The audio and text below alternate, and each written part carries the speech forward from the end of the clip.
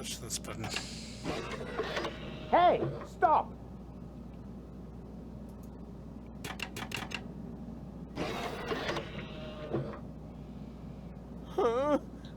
What are you doing? I'm not doing anything. It's the machine. It just went crazy.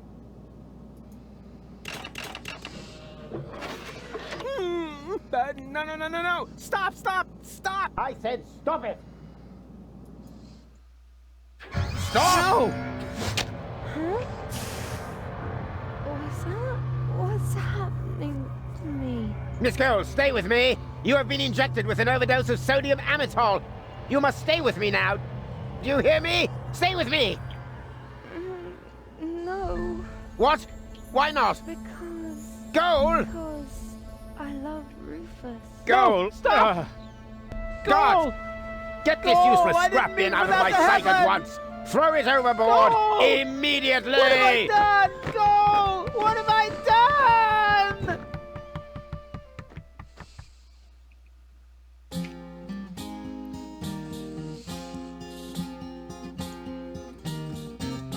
Regarding Gold's death and the loss of the Ascension codes, I desist from my usual bomb modes. Things were in a mess. The tightness in his chest was no less as big as the Colossus of Rhodes. And as he fell from the skies, his life flashed before his eyes. Bereft of hope, no courage left to black up. He did finally comprehend this was a definite end. Game over this time, he completely fucked up. Huzzah, he completely fucked up.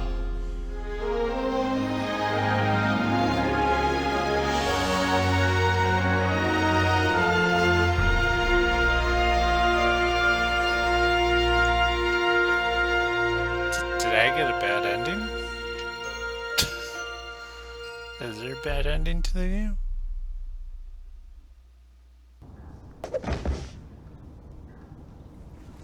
Ow.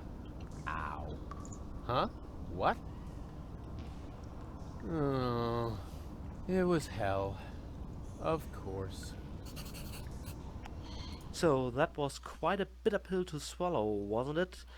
And now we woke up in a rather familiar environment. That's strange. So let me talk about this for a bit. Most importantly, we went through relatively great efforts rewriting parts of the original concept for the third installment, Goodbye Deponia. We didn't have to do that with the first two parts. Those pretty much played out as initially written, even if 5 years had passed when production of Goodbye Deponia started. In fact, I felt like Cary Grant during the filming of North by Northwest, but I think I mentioned that already. We had a bunch of ideas how to illustrate Rufus' lowest low, and originally we wanted it to play out on the coast of Porto Fisco. He was supposed to be washed on the shore of a familiar screen from part 2, where we met Goon, for example, for the first time, and could wallow in some misery. Yeah, but that was the old concept. It would have been too short, not matching the scope and depth of the other two installments, so I took my time, about half a year, to rewrite and extend this part, and this is one of the scenes, and one of the best I might add, that turned out to be a whole new addition to the game. The idea was to let Rufus hit his lowest low, and after all, what would be truly hell for him? Exactly, to bring him back into the tutorial room, which, by the way, was the idea of my girlfriend Anne. Yeah, I thought that this idea was pure as gold, since we'd also cast more light on the tutorial room, which is kind of peculiar. As the room appears time and again, Rufus assumes already it must be some nightmare scenario. So ending up in that room must lead Rufus to the conclusion that he actually died and that this must be hell. Adding more to that, Rufus can't even describe this properly. Another idea transported into the concept, as I wanted to take away his comment-specific eloquence to show he's down and out. So he refused to talk. He's absolutely not in the mood to comment on anything. Instead, all we get are very sighs. I bet this was quite a challenge in terms of acting, right, Rufus? Well, let's just say it was a smart move to keep me quiet in this scene. Otherwise, I might have actually had to resort to singing. Because if you look at this room, the first thing that comes to mind is chanson. You know the French term? Chanson. The decoration and lighting heavily reminds me of the chanson. You know, oh hey, we're on our way to Barcelona brothels, on our way, oh hey, you know. But fortunately, I wasn't actually allowed to sing in that scene. Well.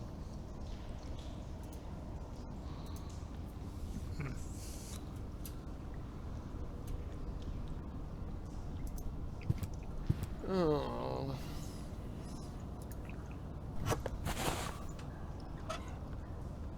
Oh.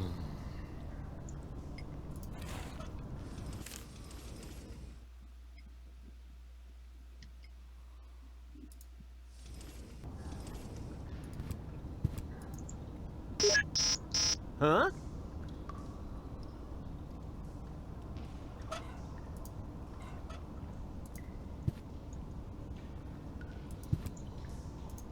Well.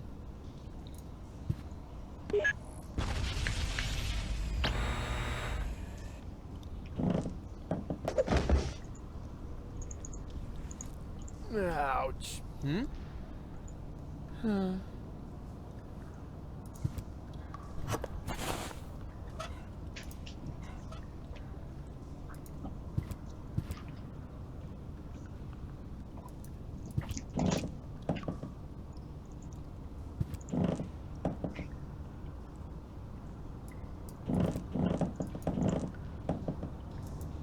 What?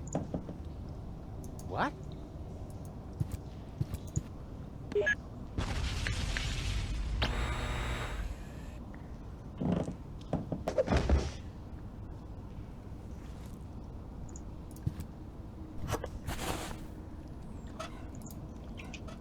Wonder if I get an achievement for doing this over and over again.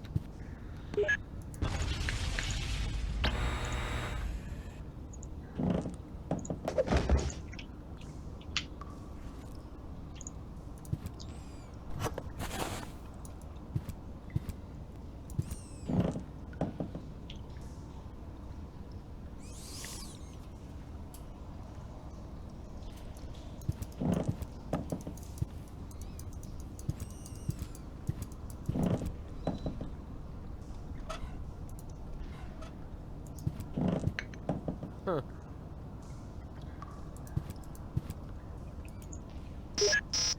Huh?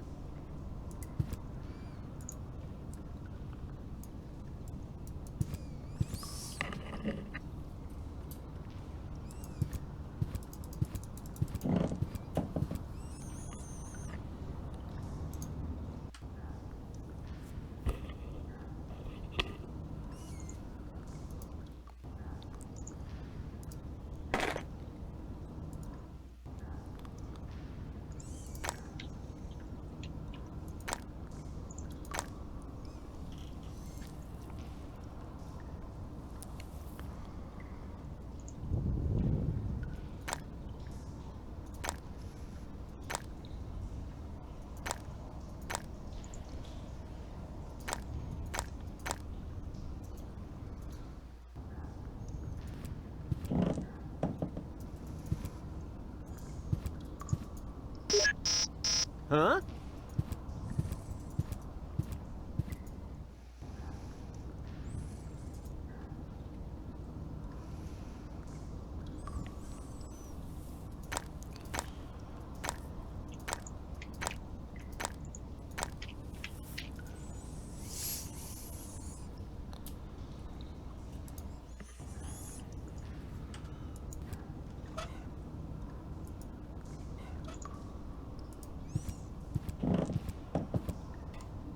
Ah!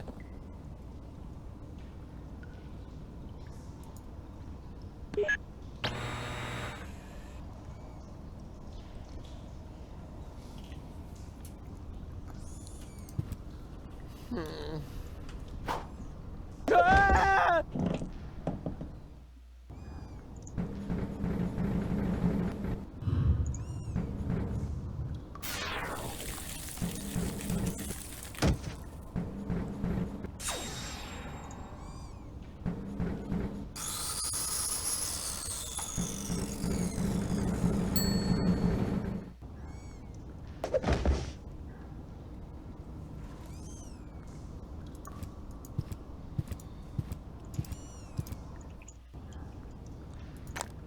I want to freeze myself.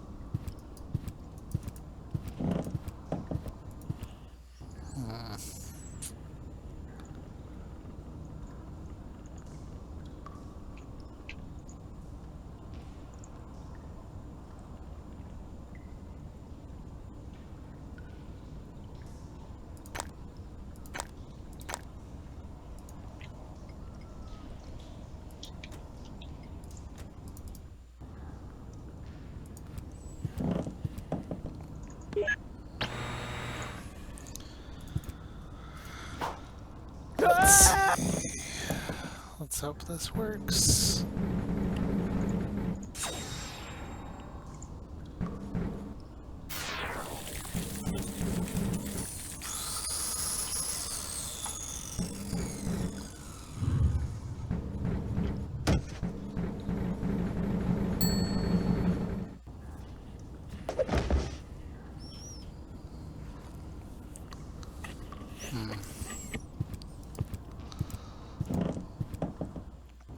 Lasers are throwing me off.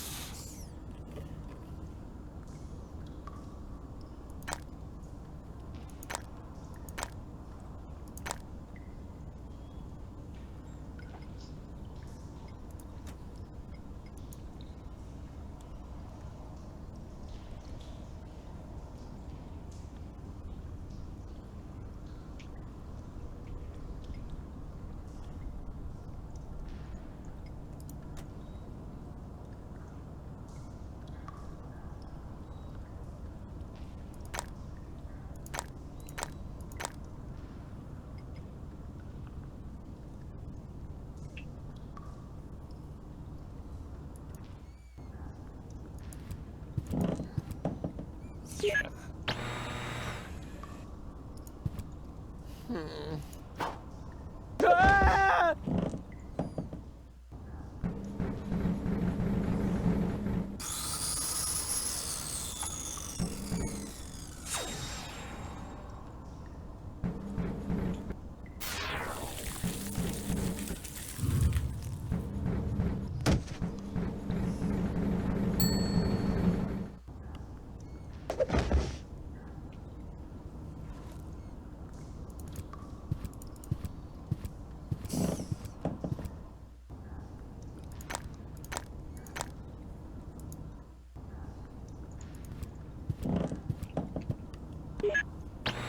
Let's try this one more time.